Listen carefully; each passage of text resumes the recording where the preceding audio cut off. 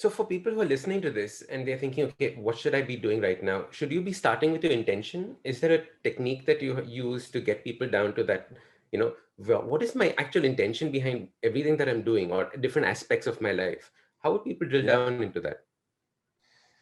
Yeah, so here's the thing. I think that there's a really basic and easy exercise that so many of us overlook, right? All I think right. if we actually pay attention to our bodies and how we react to things, Hmm. it's a self-regulating body. It Hmm. tells us what we like, what we don't like, what feeds us, what doesn't feed us, right? And so, particularly in the midst of this pandemic, when everybody Hmm. has been knocked out of autopilot and we can't rely on those unconscious patterns that really helped us navigate every single day. Yeah. Now is a perfect opportunity, especially that many of us have a time to process what's actually been happening, move through it, heal from the grieving process, kind of adjust to being knocked out of autopilot.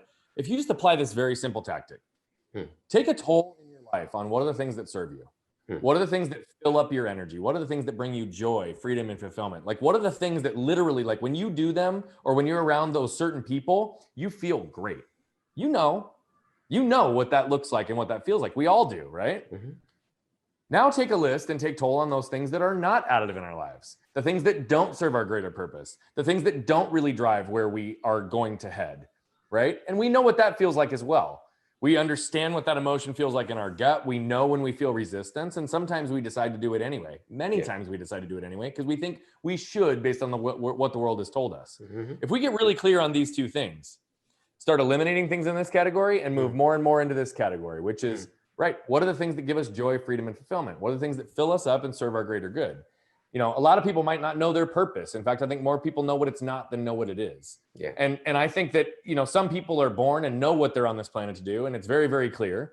But I think there's a lot of people on this planet that their purpose actually finds them through the actions they take in the world. Correct. Right. And when they start to align themselves further and further to who they are, it becomes more and more clear on why they're here and what they're supposed to do. Superb. Brian, there's so much to unpack in what you just said because, I keep getting questions from 24-year-olds, 23-year-olds saying, I haven't found my purpose in life. What am I supposed to be doing? And I'm like, you're 23, right? Should you have a purpose in life at that point of time? Like, is there what according to you in your experiences, when do people find their purpose, or how should they even go about discovering it? Or should they just chill out and say, wait for a bit? I think often it's on the tail end of that, right? I think there's a hurry up mentality for so many of us. And I do think that there is something to be said about living a certain amount of life. And again, I think purpose finds most people if their eyes are open, their ears are open, and they're aligned with who they are.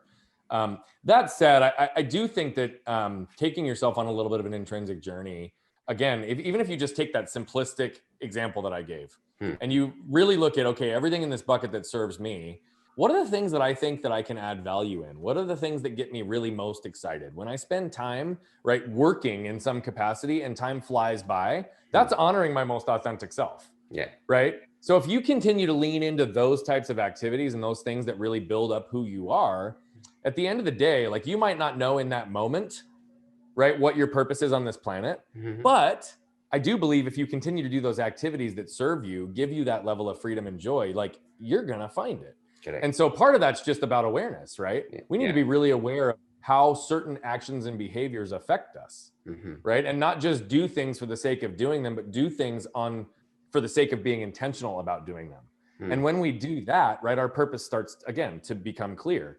Now, again, most of my clients, most of them don't know what their purpose is when we start working together. Right. And through the course of the intrinsic journey that we take them on, which is much deeper than that simple exercise we just did, right? Purpose starts to reveal itself. And so there are things that you can do, questions that you can ask, like really getting clear on who you are, who you need to be, what are the types of things you want to accomplish, what's the mark you want to leave on this world, and how do we systematically build that in through, starting with the end in mind, all the way down to breaking it down to daily discipline so that our actions can demonstrate who we are to the world. Lovely. Often by going through that deep of a process, literally starting with the end in mind and getting down to daily and all the gaps in between, 3 to 5 year vision, annual theme, quarterly emphasis, strategic objectives, imperatives on who I need, like what's imperative in my life, how do I live and breathe into this thing. When you go through that type of work, most people have the opportunity to start to get a glimmer of what their purpose is, even if it might evolve or change beyond that point. Correct. At least they'll be directionally accurate.